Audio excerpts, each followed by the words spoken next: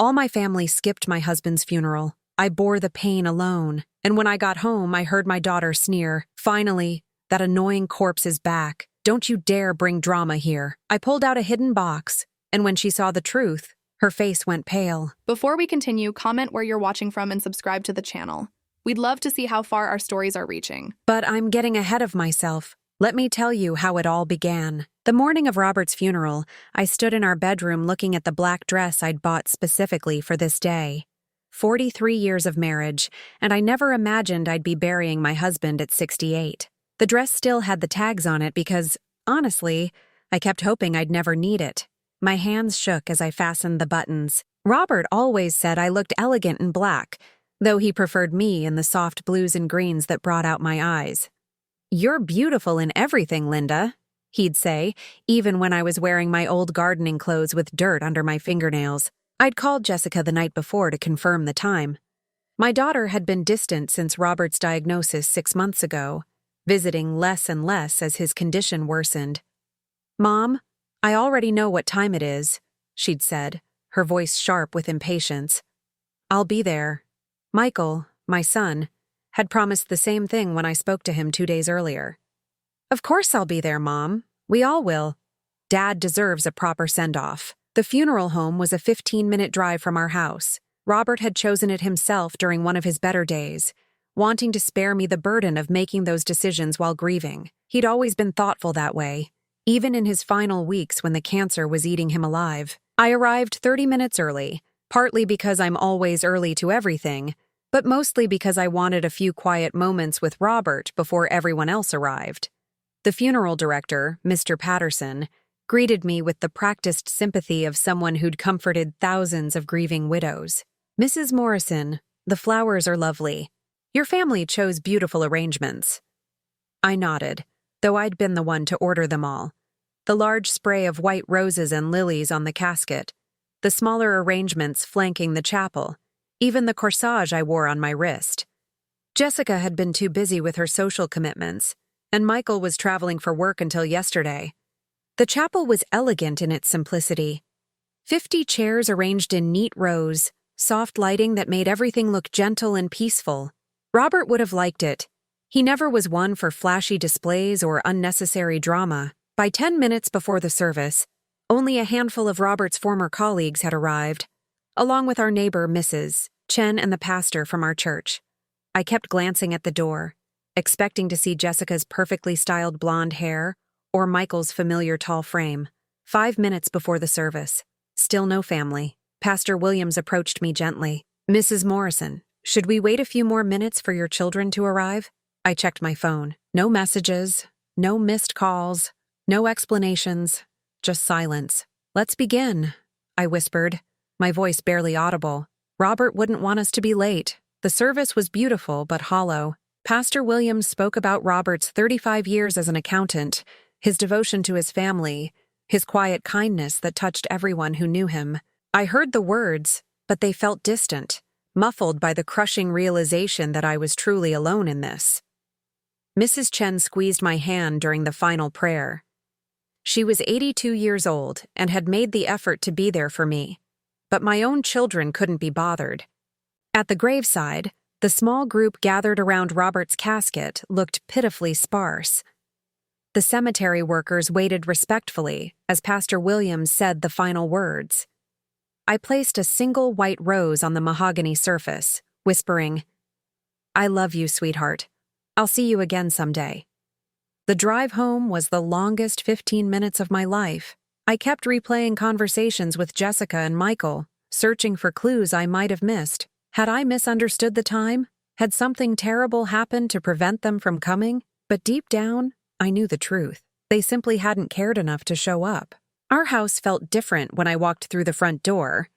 Empty in a way that had nothing to do with Robert's absence, and everything to do with the abandonment I was still processing. I hung my coat in the closet and kicked off the uncomfortable heels I'd worn for the funeral. That's when I heard Jessica's voice coming from the kitchen, sharp and annoyed as she spoke into her phone. "Finally, that annoying corpse is back. Don't you dare bring drama here. I don't care if she's grieving. I'm not dealing with her waterworks today." The words hit me like a physical blow. Annoying corpse. She was talking about me, her mother, who had just buried the man who raised her, who had walked her down the aisle when Robert was too sick to do it himself, who had loved her unconditionally for 42 years. I stood in the hallway, frozen, listening to her continue the conversation. No, Victoria, I didn't go to the funeral. Why would I subject myself to that depressing spectacle? Let her have her moment of drama. She'll get over it, Victoria. That was Michael's wife. So they'd discussed this, planned it, decided together that their father's funeral wasn't worth their time. Look, the old man is gone now, and frankly, it's probably for the best. Now we can focus on practical matters without all the emotional nonsense. Practical matters? I wondered what she meant by that. Jessica's voice grew closer as she moved through the kitchen. I need to go. She's back, and I don't want to deal with her tonight. I'll call you tomorrow and we can discuss the next steps. Next steps for what? I heard her end the call and quickly moved toward the living room, pretending I'd just arrived. My heart was pounding so hard I was sure she could hear it. Oh, you're back, Jessica said, appearing in the doorway. She was dressed casually in expensive jeans and a silk blouse. Not a trace of morning black anywhere. Her makeup was perfect, her hair styled as if she'd spent the morning at a salon instead of skipping her father's funeral. Yes, I managed to say. The service was. It was beautiful. Robert would have liked it. She shrugged. I'm sure it was fine. Listen, Mom, I know this is hard, but we need to start thinking practically about your situation now. My situation? What do you mean? Jessica perched on the edge of Robert's favorite armchair, the one where he'd spent his final weeks watching old movies and holding my hand. She looked comfortable there, proprietorial even. Well, you can't possibly manage this big house on your own. And your finances. Dad's medical bills must have been enormous. We need to help you make some smart decisions about downsizing. There was something in her tone, a calculated quality that made my stomach clench. This wasn't a daughter concerned about her grieving mother. This was someone with an agenda. Jessica, I buried your father 3 hours ago. Can't this wait? Her expression hardened almost imperceptibly. Mom, I understand you're emotional right now, but avoiding reality won't help anyone. We need to be practical. Practical, that word again. I walked to the mantelpiece where Robert and I kept our most treasured photos. Our wedding picture, the kids' school portraits, family vacations from happier times. My fingers traced the frame of a photo from last Christmas, the last time we were all together as a family. Your father left some papers, I said quietly, not turning around. Important documents. Of course he did. Dad was always meticulous about paperwork. I assume his will is with the lawyer. Actually, it wasn't. But she didn't need to know that yet. I walked to the closet in our bedroom, the one where Robert had asked me to keep a small metal box locked away. I'd never opened it, respecting his request that I only look inside after he was gone. My hands trembled as I carried it back to the living room. Jessica's eyes immediately focused on the box, and I saw something flicker across her face. Interest? Concern? It was hard to tell. What's that? Something your father wanted me to have after he died. I set the box on the coffee table between us and retrieved the key from my jewelry box, where Robert had told me to keep it. The lock turned easily, and I lifted the lid. The first thing I saw was a sealed envelope with my name written in Robert's familiar handwriting. Beneath it were several official-looking documents, and what appeared to be a letter addressed to someone else entirely. Jessica leaned forward, trying to see the contents, but I carefully lifted out only the envelope with my name on it. What does it say? She asked, and for the first time since I'd arrived home, she sounded genuinely nervous. I opened the envelope and began to read Robert's final message to me.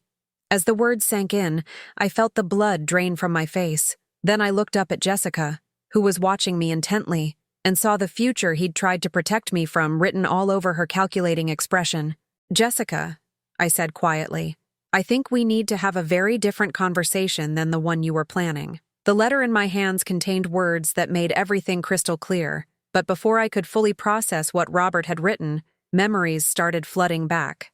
Sitting there with Jessica watching me nervously, I remembered how different things used to be. When Jessica was 7 and Michael was 10, Robert got laid off from the accounting firm where he'd worked for 12 years. The economy was terrible, and finding another job took 8 months.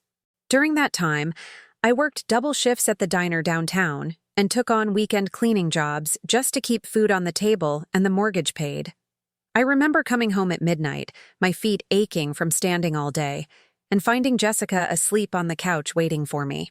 "Mommy," she'd whisper, "I saved you some of my sandwich from lunch." She was such a thoughtful little girl then, always wanting to take care of everyone around her. Those were hard months, but we made it through together. When Robert finally found work at Morrison and Associates, we celebrated with a homemade cake and promises that things would get better, and they did, slowly but surely. I put the letter down for a moment, looking at Jessica as she sat in Robert's chair.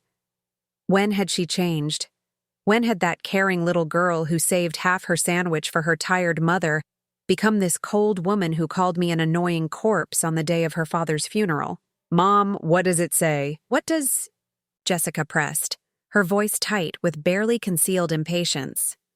"Let me finish reading," I said, returning to Robert's careful handwriting. The letter went on to describe things I'd forgotten or pushed aside over the years.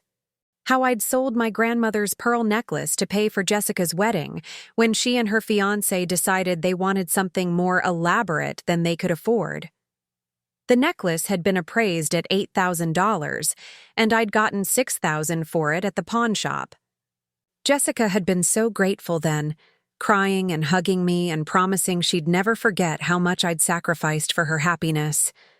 The wedding was beautiful, held at an expensive country club with 200 guests, an orchestra, and flowers flown in from California.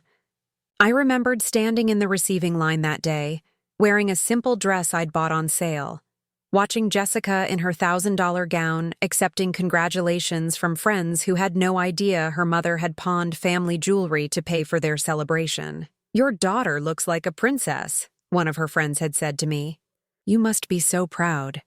I was proud and happy and completely broke, but it had seemed worth it to see Jessica so radiant on her special day. Robert's letter reminded me of other sacrifices I'd made over the years.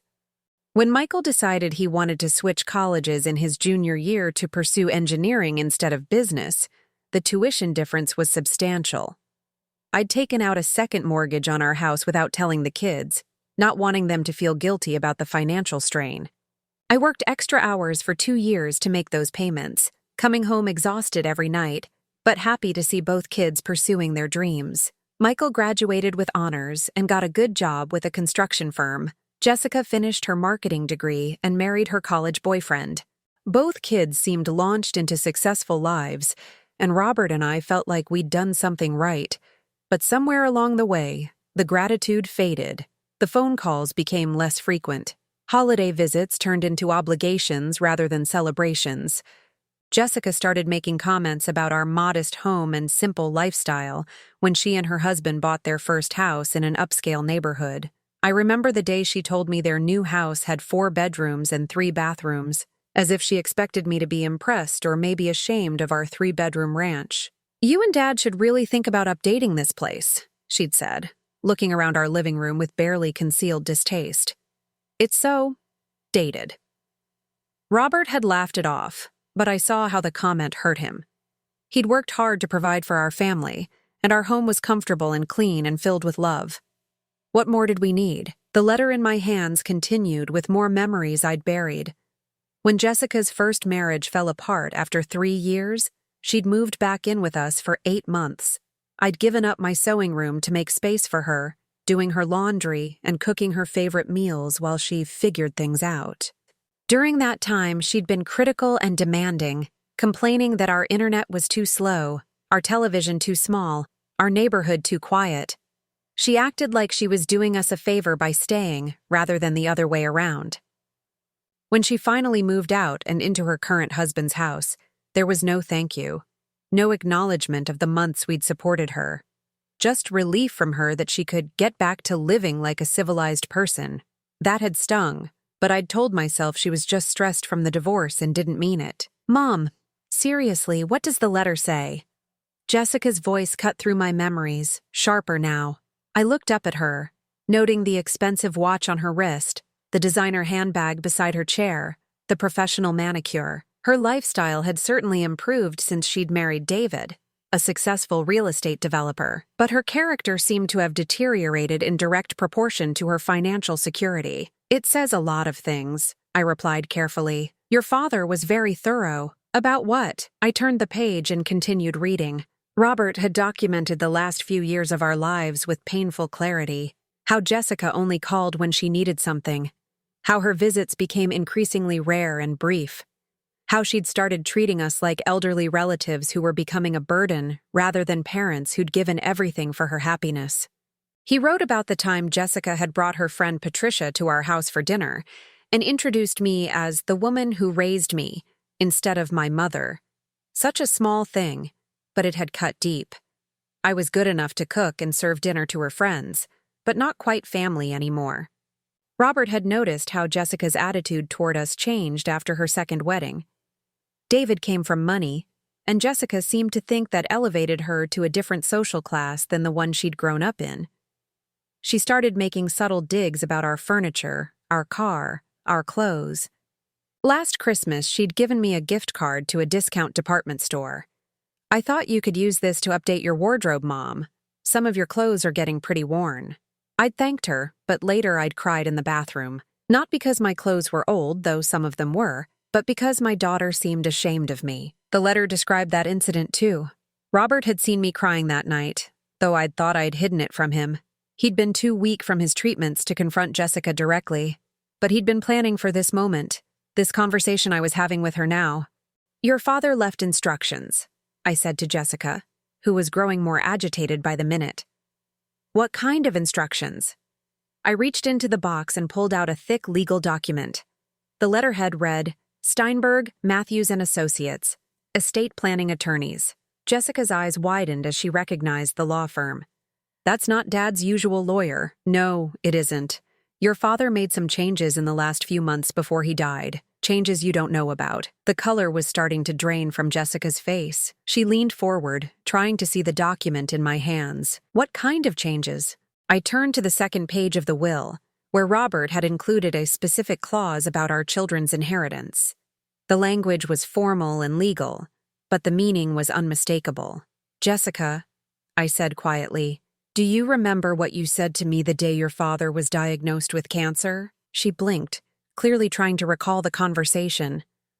"You said," and I quote, "Well, at least now you'll finally have to deal with reality about your financial situation. Dad's medical bills are going to eat through whatever savings you have left." Her face flushed. "I was being practical. Someone had to think about these things. And do you remember what you said when I asked if you could help with some of the treatment costs?" Jessica's mouth opened and closed without sound. "You said, 'Mom, David and I have our own expenses to consider. We can't be expected to bankrupt ourselves for treatments that probably won't work anyway.'" "That's not exactly what I said." "It's close enough. Your father heard every word." I held up the legal document so she could see the official seals and signatures. "This is your father's real will, Jessica. The one he had drawn up after your last conversation with him about money. There's something in here you need to know about. Something that's going to change everything you thought you understood about your future." Jessica was now completely pale, her hands gripping the arms of Robert's chair so tightly her knuckles were white. "What are you talking about?" I turned to the specific page Robert had marked with a yellow sticky note, the one that would explain everything. But before I could read it aloud, I heard a car door slam in the driveway. Through the window, I could see Michael walking toward the front door, his shoulders slumped with exhaustion or guilt. He'd finally decided to show up, 3 hours too late, and for reasons I was about to discover had nothing to do with grief or support for his widowed mother. Jessica jumped up from her chair as if she'd been electrocuted. "Michael's here," she said unnecessarily. "Yes, he is. I wonder what excuse he'll have for missing his father's funeral." As Michael's key turned in the lock, I realized this conversation was about to become much more complicated. But maybe it was better this way. Maybe both of my children needed to hear what their father had to say about the people they'd become. Michael walked into the living room looking like he'd rather be anywhere else. His tie was loose, his usually neat hair disheveled, and there were dark circles under his eyes that spoke of either guilt or a sleepless night. Maybe both. "Hi, Mom," he said quietly, avoiding my eyes. "I'm sorry I'm late." Late. As if missing his father's funeral entirely was just a matter of poor timing. "Hello, Michael." I kept my voice steady, though inside I was screaming. "How was your important meeting?" He winced at the emphasis I put on important, and I saw Jessica shoot him a warning look from across the room. It was unavoidable, he mumbled, still not meeting my gaze. "More unavoidable than saying goodbye to your father?" Michael finally looked at me then, and I saw something I didn't expect in his expression. Not defiance or anger, but shame. Deep, uncomfortable shame that he was trying to hide behind a mask of justification. "Mom, you know I loved Dad, but these business trips are scheduled months in advance, and the client specifically requested—" "Stop," I interrupted. "Just stop lying to me, Michael." Both of my children went very still. Jessica was still standing beside Robert's chair, the legal document in my hands positioned so they could see it, but not read it. Michael remained by the door like he was considering making a run for it. "I know there was no business trip," I continued. "I know there was no emergency meeting. I know you both made a conscious decision not to come to your father's funeral today." "Mom," Jessica started, but I held up my hand. "I heard you on the phone when I came home, Jessica. You called me an annoying corpse. You told Victoria that you didn't want to subject yourself to a depressing spectacle. You discussed not going to the funeral with Michael's wife before any of this happened." Michael's face went white. He looked at Jessica with something approaching panic. "You talked to Victoria about this?" he asked his sister. "We may have discussed," Jessica began. "You planned it," I said flatly. "Both of you. You decided your father's funeral wasn't worth your time, and you coordinated your excuses." The silence in the room was suffocating. I could hear the grandfather clock in the hallway ticking, each second stretching out like an eternity. Michael finally broke. "Mom, it's not what you think. We didn't plan anything. It's just that Jessica mentioned—" "What did she mention exactly?" He shot another look at his sister, who was now glaring at him with undisguised fury. "She said you'd probably make a scene, that you'd been so emotional during Dad's illness, and that having to comfort you at the funeral would be difficult. I felt like I'd been slapped. So you decided it would be easier to just not show up at all?" "It wasn't like that," Jessica snapped. "We thought it would be better for everyone if we kept things low-key. Funerals are for the living, not the dead. Dad is gone, and making a big production out of it wasn't going to bring him back." "A big production?" My voice cracked despite my efforts to stay calm. "I sat in that chapel with 12 people, Michael. 12. Your father's entire life reduced to 12 people because his children couldn't be bothered to show up." Michael's hands were shaking now. "We talked about having our own private memorial later, something more personal." "When?" I demanded. "When exactly were you planning this private memorial?" Neither of them answered. "There was never going to be a memorial, was there? You were hoping I'd get through the funeral alone, and then you could sweep in afterward to deal with the practical matters Jessica mentioned on the phone." I stood up, still holding Robert's will, and walked to the mantelpiece where our family photos were displayed. There was one from Michael's wedding 5 years ago, all of us smiling and happy. Another from Jessica's second wedding, where she'd asked Robert to walk her down the aisle because her biological father had never been in her life. "Do you remember this day?" I asked Michael, pointing to his wedding photo. He nodded reluctantly. "Your father was so proud. He told everyone who would listen about how successful you'd become, how you'd found such a wonderful woman in Victoria. He spent 3 hours helping you with your tie and cufflinks because you were so nervous." I turned to the photo from Jessica's wedding. "And this day?" "Your father was already feeling the effects of the cancer, though we didn't know what it was yet. He was exhausted, but he insisted on walking you down the aisle because he said every bride deserved to have her father give her away properly." Both of my children were staring at the floor now. "He loved you both so much. He was so proud of the adults you'd become, the lives you'd built, and you couldn't even be bothered to show up when we put him in the ground." "Mom, please," Michael whispered. "We're here now." "No, you're not here for him. You're here because Jessica told you there were practical matters to discuss. You're here because you think I'm some helpless widow who needs managing." I walked back to the coffee table and picked up the box Robert had left me. Inside, underneath the will, were several other documents I hadn't looked at yet. I pulled them out one by one. The first was a printout of text messages. I recognized the phone numbers. One was Jessica's, one was Michael's, and one belonged to Victoria. "Your father wasn't as technologically helpless as you thought," I said, holding up the printouts. "He figured out how to save text messages to his computer." Jessica's face went completely white. The messages were from 2 weeks ago, when Robert was in hospice care and we all knew the end was near. Jessica to Victoria. "How much longer do you think this is going to drag on? David's getting tired of me spending so much time at the hospital." Victoria to Jessica. "Michael says the doctor thinks maybe another week or 2. At least it'll be over soon." Michael to Jessica. "Mom's being really dramatic about everything. She acts like Dad's the first person who ever died of cancer."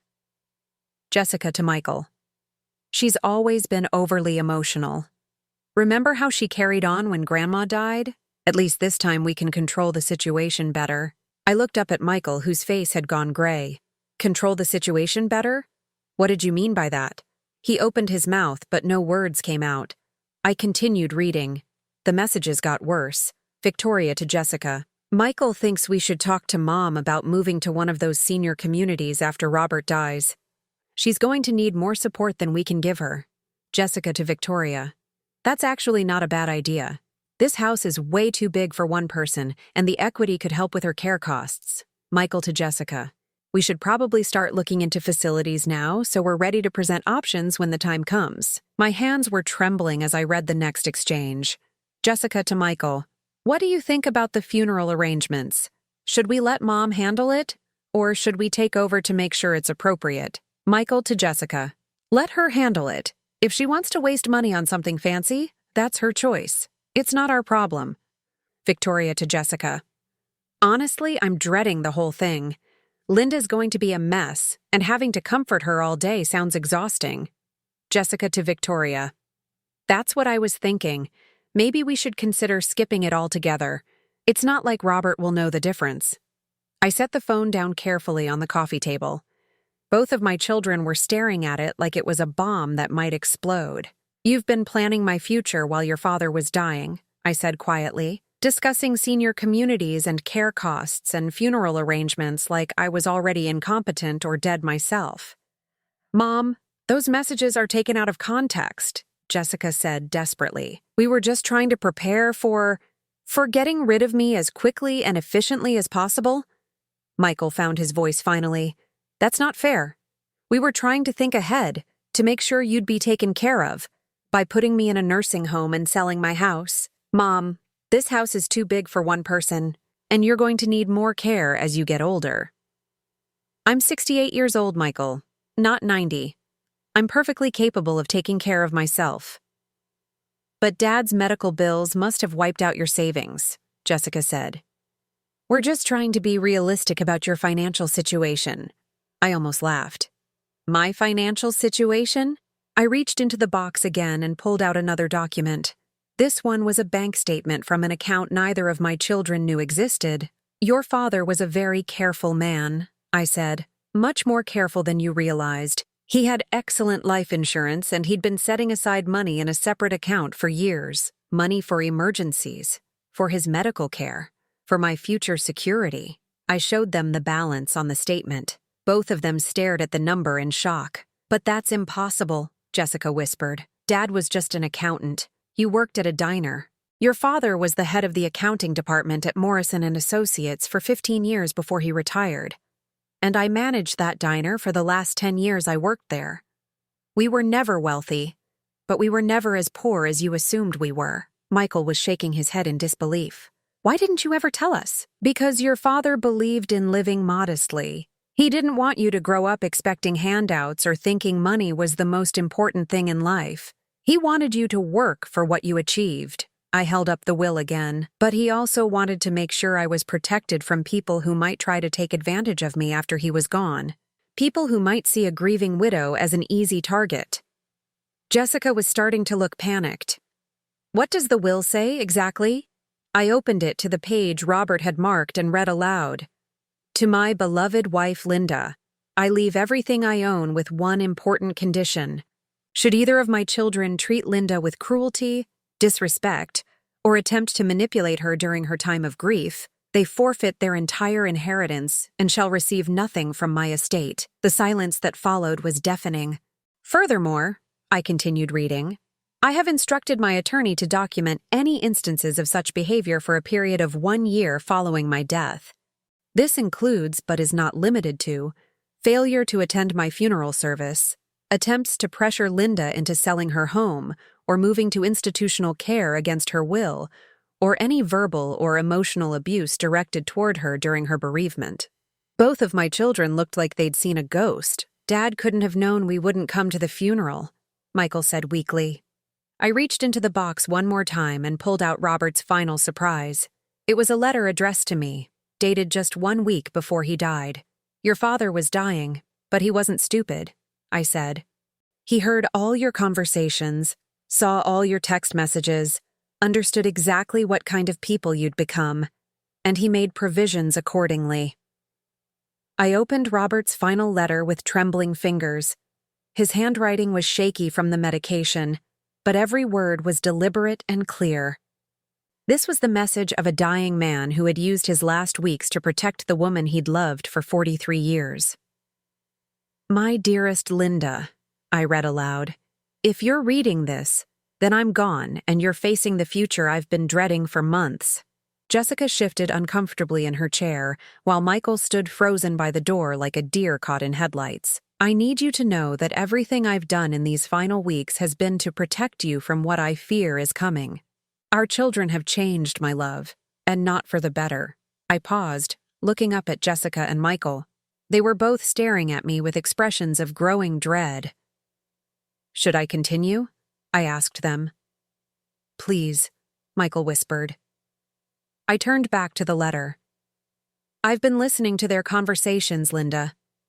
I've heard Jessica talking to David about how inconvenient my illness has become. I've heard Michael complaining to Victoria about the time you spend at the hospital with me. They see my death not as a loss, but as a problem to be solved. Jessica's face was flushed with anger and embarrassment. Dad was sick. He wasn't thinking clearly. He was perfectly lucid, I interrupted. The cancer affected his body, not his mind. Keep listening. I continued reading.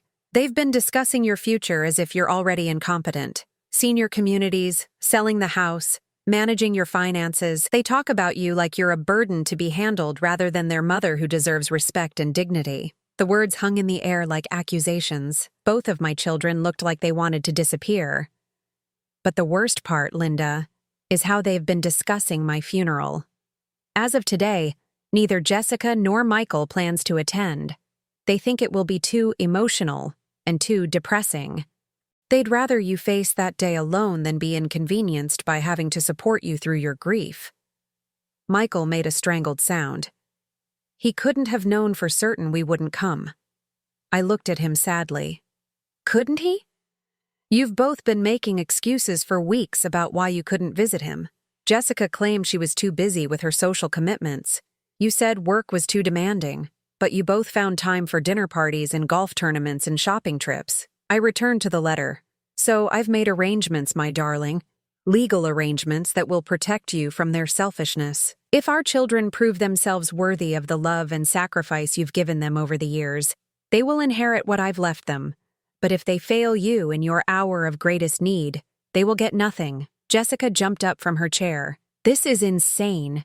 You can't disinherit your children because they made some poor choices during a difficult time. I'm not disinheriting you, I said calmly. Your father did. And only if you proved you deserved it. I pulled out another document from the box. This one was thicker, with multiple signatures and official seals. This is a codicil to your father's will, witnessed by his doctor, his lawyer, and the hospice nurse. It outlines very specific conditions that would trigger the loss of your inheritance. I read from the legal document. Failure to attend Robert Morrison's funeral service without legitimate medical emergency or other extraordinary circumstances shall result in immediate forfeiture of all inheritance rights. Michael sank into the nearest chair, his face in his hands. Missing family gatherings during Robert Morrison's final illness, showing disrespect toward Linda Morrison during her time of grief, or attempting to pressure her into financial or living arrangements against her expressed wishes, shall also result in forfeiture of inheritance. Jessica was pacing now, her carefully controlled composure finally cracking. "How much?" she demanded. "How much money are we talking about?" I looked at her with disappointment. Even now, even faced with the consequences of her cruelty, her first concern was financial. Does it matter? Of course it matters. If Dad left behind a few $1,000s, that's one thing. But if we're talking about significant money, I pulled out the portfolio summary Robert's financial advisor had prepared. The number at the bottom represented a lifetime of careful saving, wise investing, and the life insurance policies Robert had maintained for decades. Both of my children stared at the figure in shock.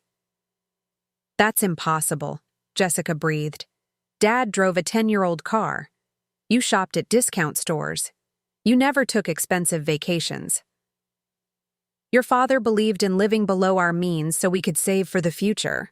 Our future and what we hoped would be yours." The inheritance they'd just lost through their own selfishness was substantial enough to change their lives completely. Michael's portion would have paid off his mortgage and put both his children through college. Jessica's share would have allowed her and David to buy the bigger house they'd been talking about and take the European vacation she'd been planning. "Mom, please," Michael said desperately. "There has to be a way to fix this. We made mistakes, but we're here now. We're sorry." I looked at him with the same sadness I'd felt watching him lie about his business trip. "Are you sorry for what you did? Or sorry that there are consequences?" He opened his mouth to answer, but no words came out. I turned back to Robert's letter for the final section. "Linda, my love, I hope you never have to read this part of the letter aloud. I hope our children prove me wrong and show up to support you when you need them most. But if you're reading this to them, then they've already shown their true character." My voice broke slightly as I continued. "Please don't feel guilty about the provisions I've made. You gave those children everything you had to give. You sacrificed your own needs and wants for their happiness countless times. You deserve to be treated with love and respect, not managed like a problem to be solved." Jessica was crying now, but they weren't tears of remorse. They were tears of frustration and rage at being caught and held accountable for her actions.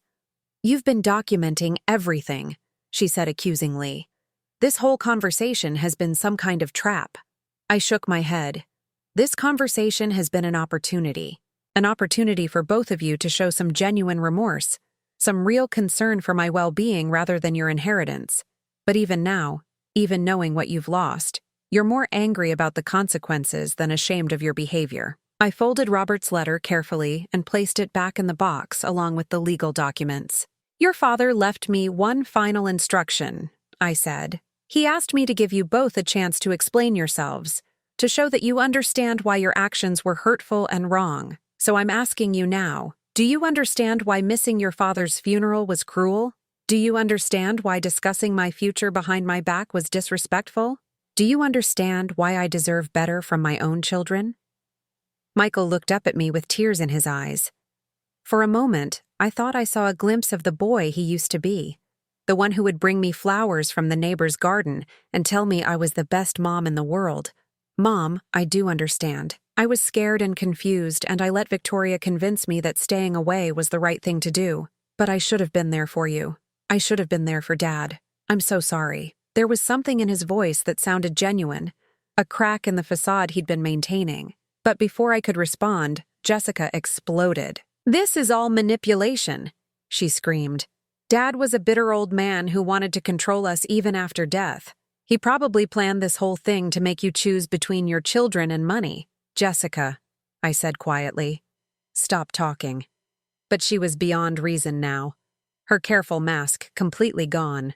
"No, I won't stop. This is emotional blackmail, and I won't stand for it. We're your children. We deserve that inheritance regardless of whether we lived up to Dad's impossible standards." "Deserve it?" I stood up, feeling anger course through me for the first time since I'd come home. What exactly have you done to deserve anything from your father and me? We're your children, she repeated. That should be enough.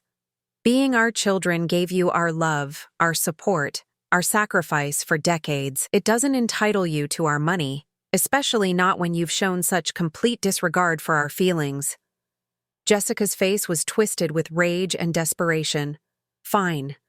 Keep the money. But don't expect us to pretend we're one big happy family after this.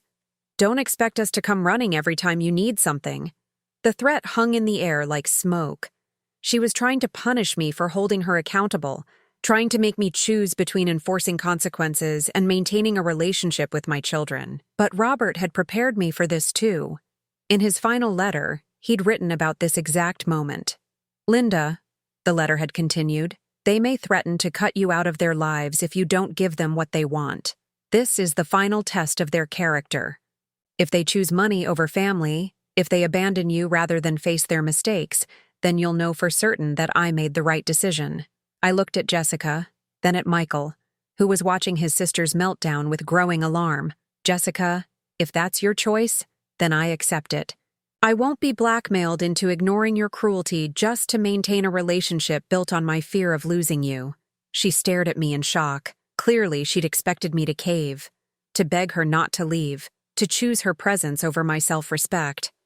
Instead, I walked to the front door and opened it. I think you should go now, I said. Both of you. You have some serious thinking to do about the kind of people you want to be. Michael stood up slowly. Mom, please. Let's not end things like this. I'm not ending anything, Michael.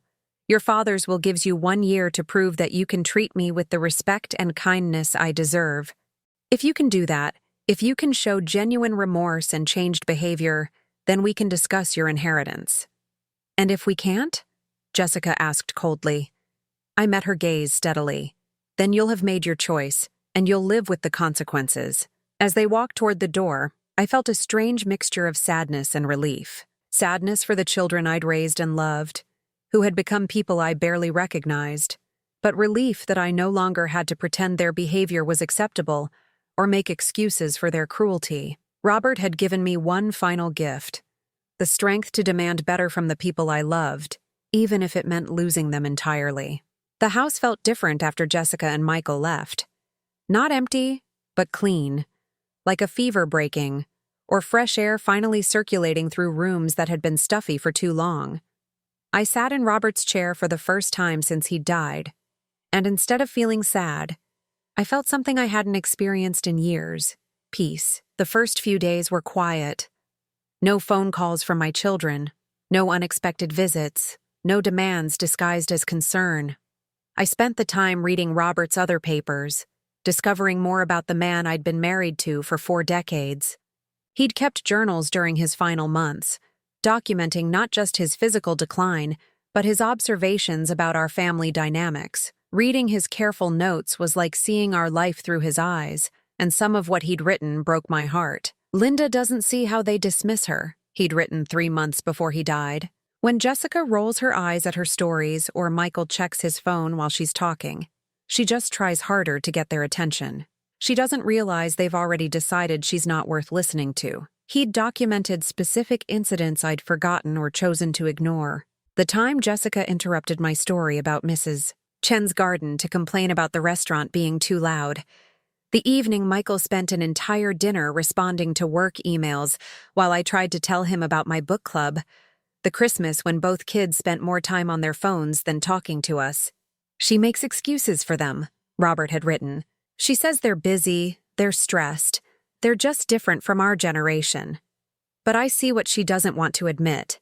They've become selfish people who take her love for granted because they know it comes without conditions. Reading those words stung because they were true. I had made excuses for my children's behavior, had convinced myself that changing times explained away their lack of basic courtesy and respect. On the 4th day after the funeral, my phone finally rang. Michael's name appeared on the screen, and I answered cautiously. "Hi, Mom." His voice was subdued, different from the defensive tone he'd used during our last conversation. "Hello, Michael. I've been thinking about everything you said, about what Dad wrote in his letter. I waited for him to continue. Mom, I need to ask you something, and I want you to be honest with me. Did Dad really hear us talking about putting you in a nursing home? The question surprised me with its directness. Yes, he did. You were discussing it with Jessica in the hospital room while you thought he was sleeping. There was a long pause. I remember that conversation. We were worried about you being alone in that big house after he died. It wasn't meant to be cruel, wasn't it? You talked about me like I wasn't capable of making my own decisions. You discussed selling my home without ever asking what I wanted. We thought we were being practical. Michael, there's a difference between being practical and being presumptuous. You could have talked to me about your concerns. Instead, you made plans for my future behind my back. Another pause. You're right. We should have included you in those discussions. It was the first real acknowledgement of wrongdoing I'd heard from either of my children, and it gave me a small spark of hope. Mom, can we talk? In person, I mean. I think I need to apologize properly. I considered this. Robert's will gave them a year to demonstrate genuine change, but I wasn't sure I was ready to open that door again so soon. Michael, I appreciate that you want to talk, but I need you to understand something. I'm not going to accept a quick apology and pretend everything is fine. If you want to rebuild our relationship, it's going to take time and consistent effort. I understand. I miss Dad. And I don't want to lose you too because I was too stupid to see what I was doing. There was genuine pain in his voice, and despite everything, my maternal instincts responded to it. You can come over Sunday afternoon, I said finally. But Michael, I want you to come alone. No Victoria, no Jessica. Just you and me. Okay. Thank you, Mom. After I hung up, I felt cautiously optimistic. Maybe Michael was capable of growth. Maybe Robert's tough love approach would work with at least one of our children. Jessica, on the other hand, remained silent. Days turned into weeks, and I heard nothing from her. Through mutual acquaintances, I learned she was telling people that I'd gone crazy with grief and was holding the family hostage with emotional manipulation. Mrs. Chen, my elderly neighbor, mentioned running into Jessica at the grocery store. She seemed very upset, dear, Mrs. Chen told me over tea. She said you were making unreasonable demands about your husband's will. I didn't correct the mischaracterization. Let Jessica spin whatever story made her feel better about her choices. The truth had a way of revealing itself eventually. Michael's Sunday visit was awkward at first. He sat on the couch looking uncomfortable, clearly struggling with how to begin. Mom, I owe you a huge apology, he finally said. Not just for missing Dad's funeral, but for how I've treated you for years. I nodded, but didn't make it easy for him by jumping in with reassurances. Victoria and I have been talking, and she helped me see some things I didn't want to admit about myself. He paused, gathering courage. I've been taking you for granted. I've been treating you like a convenience rather than a person with feelings and needs. Tell me more about that. Well, like when you'd call to tell me about your day, and I'd be thinking about work or watching TV while you talked. I wasn't really listening. I was just waiting for the conversation to end so I could get back to what I thought was more important. It hurt to hear him confirm what I'd suspected, but I appreciated his honesty. And the nursing home discussions, he continued. We convinced ourselves we were looking out for your best interests, but really, we were looking out for our own convenience. It would have been easier for us if you were somewhere we didn't have to worry about you. Easier, but not better for me. No, definitely not better for you. Mom, I'm so sorry. You raised me to be better than this. Over the next hour, we had the most honest conversation we'd shared in years. Michael admitted to being influenced by Jessica's attitude toward me, and to letting Victoria's opinions carry too much weight in family decisions. She never said anything directly against you, he explained. But she had a way of making comments that made me second-guess myself when it came to family obligations. I thought about the text messages Robert had saved, about Victoria's complaints regarding spending time at the hospital. Michael, you're a grown man. You can't blame your wife for your own choices. You're right. I'm not trying to make excuses. I'm trying to understand how I let things get so bad between us. By the end of the visit, I felt cautiously hopeful about my relationship with Michael. He seemed genuinely remorseful and committed to making changes. Time would tell if his actions matched his words. Meanwhile, Jessica's silence continued. 2 months passed without a word from her. I heard through the grapevine that she and David were having marital problems, though I didn't know if that was related to the inheritance situation or something else entirely. Then, on a Tuesday evening in late spring, she showed up at my door unannounced. She looked terrible. Her usually perfect hair was unkempt, her designer clothes wrinkled, and there were dark circles under her eyes. "Mom, we need to talk," she said without preamble. I let her in, noting how she avoided looking at Robert's chair or the family photos on the mantelpiece. "How are you, Jessica?" She waved off the pleasantry. "I've been thinking about Dad's will, about the conditions he set." "I see. I think there might be a way to contest it. David knows a good estate attorney who thinks the emotional distress clause might not hold up in court." My heart sank. Even after 2 months to think about her behavior, she was still focused on getting around the consequences rather than accepting responsibility. "Jessica, do you understand why your father included that clause? Because he was manipulative and controlling, just like you're being now." The accusation stung, but I kept my voice level. "He included it because he loved me and wanted to protect me from being mistreated by people who should love and respect me." "Oh, please. This is all about money and control. If it were about money, I could give you your inheritance right now and end this conversation. If it were about control, I wouldn't have given you both a year to demonstrate that you can treat me better." Jessica's face flushed with anger. "So what do you want?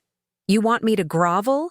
You want me to pretend I think missing one funeral is some terrible crime? I want you to understand that your father's funeral wasn't just one event. It was the culmination of years of disrespectful behavior. It was choosing convenience over compassion when your family needed you most. Family? Mom, you've turned into someone I don't recognize. You used to be reasonable. I used to accept unacceptable behavior because I was afraid of losing you. But I've learned something important, Jessica. I can't lose something I never really had." She stared at me in shock. "What's that supposed to mean?" "It means that if you only want me in your life when it's convenient for you, if you only show me respect when there's money involved, then our relationship was never real to begin with." Jessica's composure finally cracked. "Fine. You want to play games with the inheritance? Keep your money. But don't come crawling to me when you're old and sick and need someone to take care of you." It was the same threat she'd made months ago, the one Robert had predicted in his letter, but this time it didn't frighten me. "Jessica, I've taken care of myself for 68 years. I took care of your father through his illness. I took care of both of you through your childhoods. And I took care of my parents when they were dying. I think I can manage to take care of myself." She headed for the door, then turned back one last time. "You're going to regret this, Mom.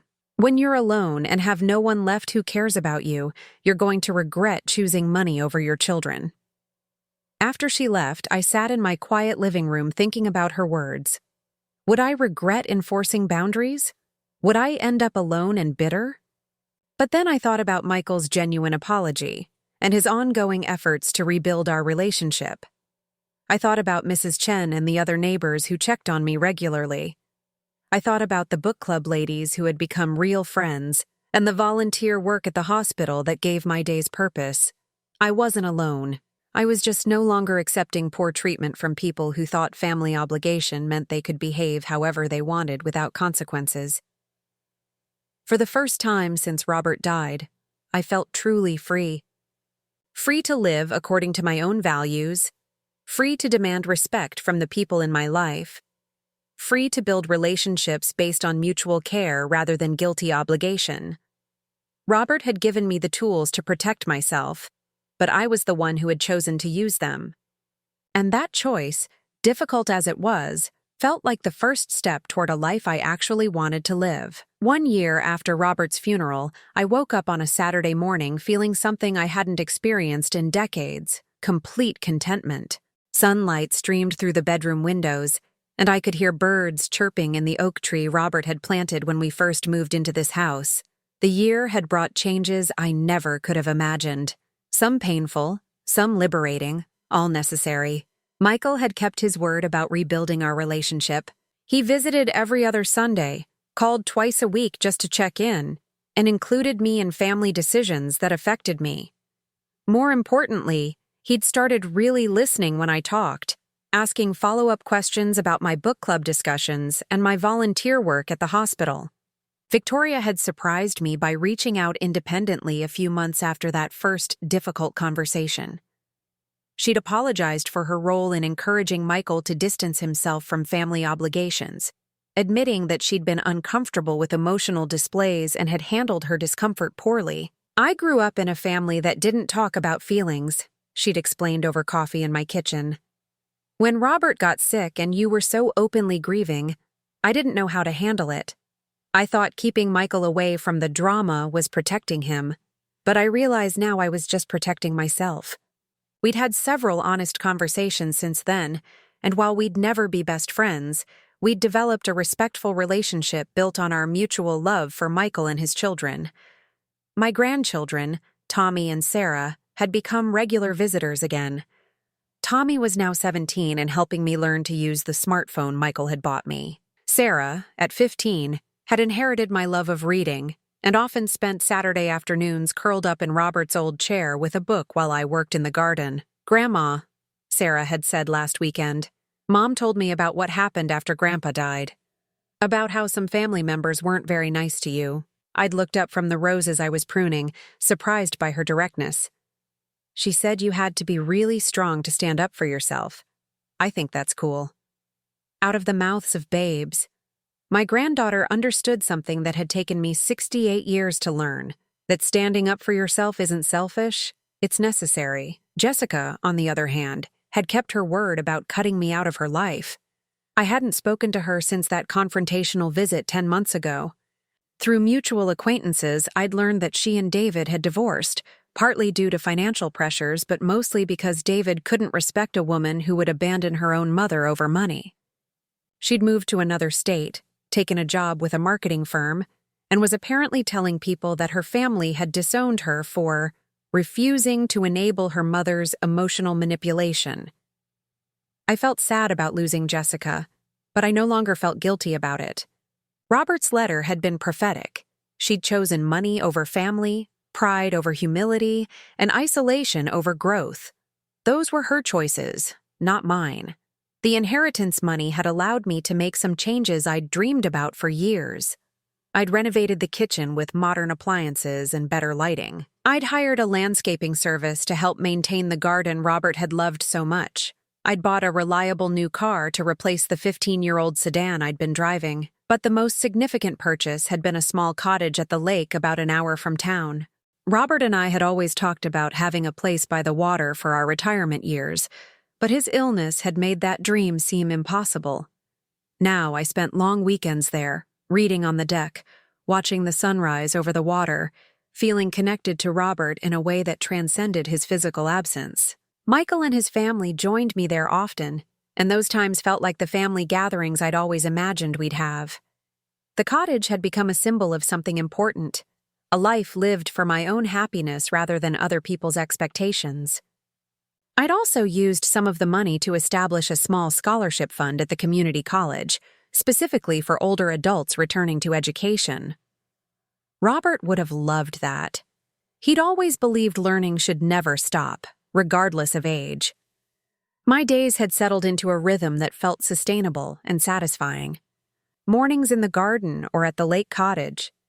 Afternoons volunteering at the hospital, where I'd started a reading program for long-term patients. Evenings with my book club or neighbors, or sometimes just quiet nights at home with a good novel and a cup of tea. I'd discovered that I actually liked my own company. After decades of defining myself primarily as a wife and mother, I was learning who Linda Morrison was as an individual person. The discoveries were sometimes surprising. I liked jazz music, something I'd never explored while Robert preferred classical. I enjoyed trying new recipes from different cultures, experimenting with flavors I'd never attempted when I was cooking for a family with conservative tastes. I'd started taking photography classes and found I had an eye for capturing natural beauty. Most surprisingly, I'd developed a small circle of close friendships with women from my book club and volunteer work. These weren't the superficial acquaintanceships I'd had during my child-rearing years, but deep connections based on shared interests and mutual respect. Eleanor, a widow from my book club, had become especially close. We'd bonded over similar experiences with difficult adult children and had supported each other through the process of creating healthier boundaries with family members. "You know what I've learned?" Eleanor had said over lunch last week. "Children who truly love you want you to be happy and respected. Children who only love what you can do for them get angry when you start expecting basic decency." She was right. Michael's response to consequences had been introspection and growth. Jessica's response had been anger and abandonment. The difference revealed everything about their characters and nothing about my worth as a mother. On this particular Saturday morning, exactly 1 year after Robert's funeral, I was expecting a visit from Mr. Steinberg, Robert's estate attorney. According to the terms of the will, the probationary period was officially ending, and we needed to finalize the inheritance distributions. Michael would receive his full inheritance. His behavior over the past year had demonstrated genuine remorse and sustained effort to rebuild our relationship with respect and care. Jessica would receive nothing. She'd made her choice clear through her actions and her final ultimatum. The money that would have been hers would instead go to the scholarship fund and a few other charitable causes Robert had specified. I felt peaceful about both outcomes. Michael had earned his inheritance through growth and changed behavior. Jessica had forfeited hers through pride and stubbornness. Both were natural consequences of their choices. Mr. Steinberg arrived at 10 o'clock sharp, carrying a briefcase full of legal documents and a kind expression that had comforted me through this entire process. "Mrs. Morrison, how are you doing today?" "Very well, thank you. Would you like some coffee?" As we sat at my kitchen table reviewing the paperwork, he asked about my experiences over the past year. "It's been difficult but necessary," I told him honestly. Robert knew what he was doing when he structured the will this way. He gave my children a chance to prove they could treat me with respect, and he protected me from manipulation during my most vulnerable time. He was a wise man. I've seen too many cases where grieving spouses are taken advantage of by family members who see them as easy targets. We completed the paperwork efficiently. Michael's inheritance would be transferred to an account in his name. The charitable donations would be processed according to Robert's wishes. Jessica's forfeited portion would fund the scholarship program for years to come, helping other people pursue education and better lives. "There is one more thing," Mr. Steinberg said as he prepared to leave. "Your husband left a final letter to be delivered exactly 1 year after his death.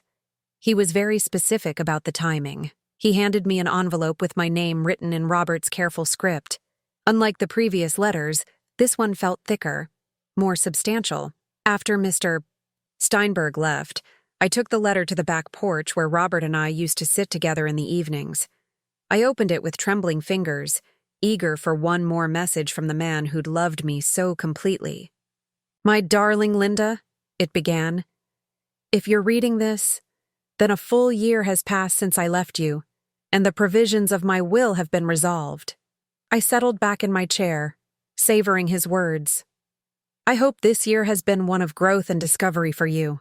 I hope you've learned to value yourself the way I've always valued you. I hope you found the strength to demand the respect and love you deserve from everyone in your life, including our children." Tears started flowing down my cheeks, but they were tears of gratitude rather than grief. "You've spent so many years putting everyone else's needs before your own. You've been the peacekeeper, the caretaker, the one who sacrificed her own desires to keep everyone else happy. But you deserve to be happy too, my love.